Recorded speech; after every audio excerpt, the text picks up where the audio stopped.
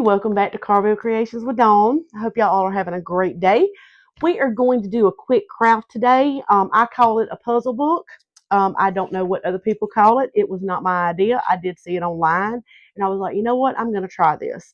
You can do it with any kind of pictures. I actually chose a old vintage church picture to do this with.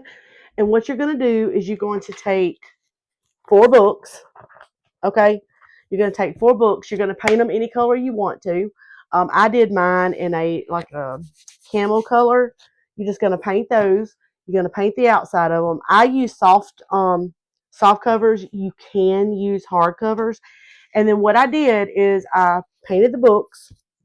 I took this picture, and then when I stood the books up like this, what you want to do is you're going to cut the picture to fit on the spines of these books. And then when you put them together, you're going to have I call it a puzzle book, but it's going to put this picture on books. And when you put them in your house, it's going to be really cute. Okay. So that is what we're going to do today. And with that being said, let's get started. All right, here we go. Here is the picture that I'm going to use as the puzzle piece for this book. And what I did is I took this picture and I cut it into 4 strips that are the same width, and you might have some that you need to cut off, and that's perfectly okay too. And I numbered my books 1 through 4 so I would know how I was going to lay them. And what I did is whenever I cut this picture, I labeled the puzzle pieces so that I knew which book I was going to put those on. All right, so let's start over right here. I painted every one of these books. You want to get books that are about the same size. I mean, you don't have to, but that's just me. I labeled the books 1, 2, 3, 4 from left to right like we read. And then I took this picture and I cut this picture into the width that I needed for this book. And then I cut the puzzle pieces and numbered them the same number as on the book. I hope this makes sense. Okay. So then what we're going to do is we're going to take our Mod Podge. I got matte. You're going to need a paintbrush. And you can use ribbon or you can use this. And what we're going to do is we are going to Mod Podge each picture on the number that corresponds to the book. So what that means is for book 1, you're going to find your picture that you labeled number 1. That's it right here. So then what we're going to do is we're just going to put some Mod Podge right here. And now you can actually seal this entire book. I'm not going to. I'm not worried about it. I'm not selling it. It is for myself. And we're going to put that right there. And then you're going to lay this first piece of this picture. Well, let's make sure. Yeah, I labeled it. Okay. We're going to put the first piece of this picture right here on the binder of this book. Okay. All right. We're going to let these dry before I do that other, because if we don't, it may bubble up. So we're going to set this one to the side. The next one is your number 2 book. You're going to take your picture that you labeled number 2 and you're going to do the same thing right here. You're just going to put a light coat of Mod Podge. Now, I'm going to tell you a secret. If you wanted to do it like this, I'm waiting on some stuff to come in. I don't have this one ordered yet. If you get a mini craft iron, what you can do is, like, I could have already had this Mod Podge on here that was dried. And then if you laid your picture down on the dried Mod Podge and run the iron over it, it reactivates the Mod Podge, and that way you know that you won't have any type of bubbles or anything. But that's okay. For this project, we're just going to do it just like this right here. We're going to go old school. All right, that is book number 2. Again, we're going to set this to the side and let it dry. All right, you've got book 3.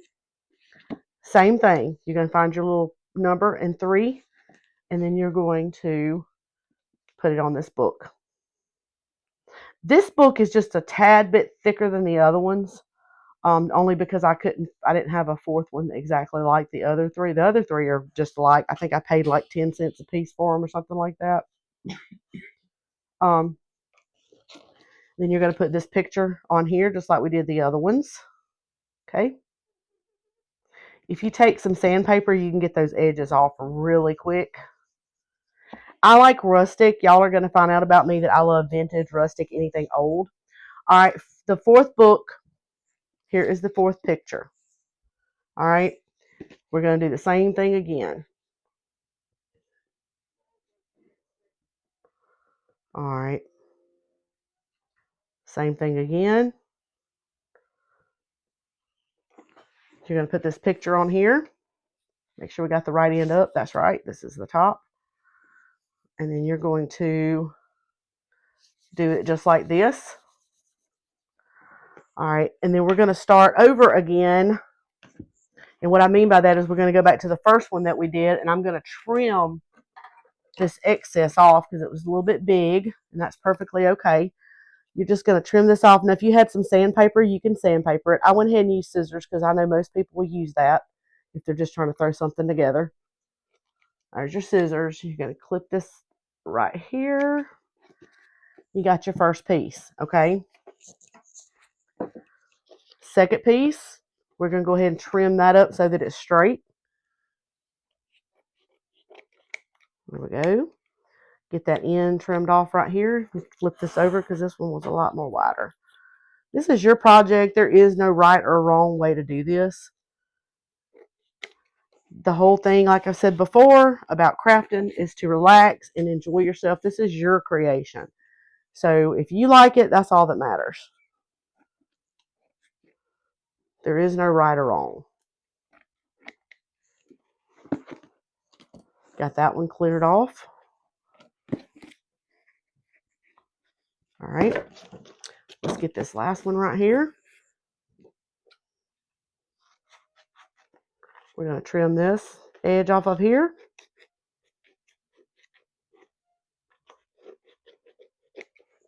Same thing on the other side. All we're doing is trimming this to have the neat edges. That's all we're doing. And I want to tell you, though, it would be a lot easier if you had sandpaper. All right. So now what you want to do is you want to go over this outside part with some Mod Podge right here. That's just going to seal that on there, okay?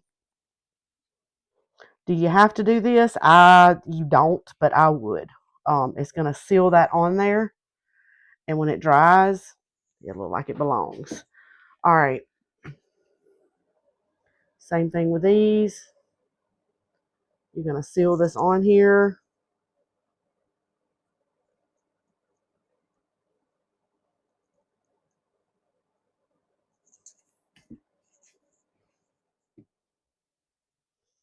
Seal that. And I'll be honest, if it has bubbles, it is okay. Now, if you really truly wanted to, when it dries, you could also go around the edges and add some dark around the edges to make it look old. You don't have to. I probably will, to be honest, just because I like old vintage things. So, okay, let's set this over here out of the way. All right, so then let's get our books labeled since I've done messed the the direction they go up. Let me figure out which way they go. All right, so we know this is the edge over here. Where we at?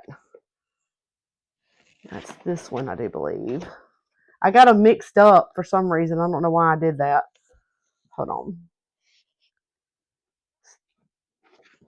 I got to find the right. Okay, here we go. Don't do like me. Let's see, here we got this one, here we go. This is the order that they go in. All right, you see? Now what I'm going to do is I'm going to make me a little rustic looking, I'm going to wrap this around it. It's going to be rustic. I think I'm going to do it at the bottom because I don't want to cover up my pretty church. And I absolutely love old churches. Anything old, obviously. All right, so we're going to go on the back right here. We're going to tie our first knot. And the only reason we're doing that is to get it started. And then you're just going to wrap this around over and over.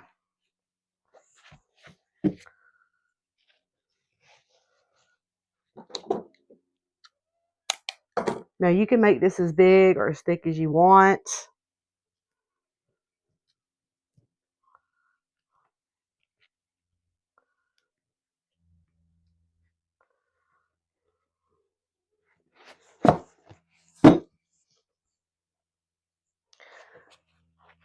And there we go. I think it's so cute. And you can add flowers on it, or you can leave it just like this. It just all depends on how you want it. All right, I really hope you enjoyed the craft. Here's what it looks like. Now, just some ideas of how you could decorate this. You could add buttons. You could add some flowers in here, ever how you want to do it. My house is so simple, and I love the old farmhouse look, so I'm going to set it on my shelf like this.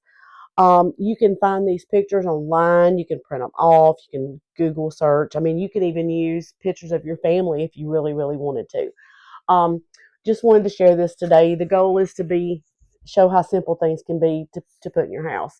Anyway, I really appreciate y'all joining me. I know today's a short show, but it was just about sitting down, relaxing. Oh, and also, if anybody has a prayer request, you can email me at carrvillecreations@gmail.com. I'll be glad to pray for you. If you got any issues or anything like that, carrvillecreations@gmail.com. I hope you have a blessed day, and I hope you enjoy this craft. Bye.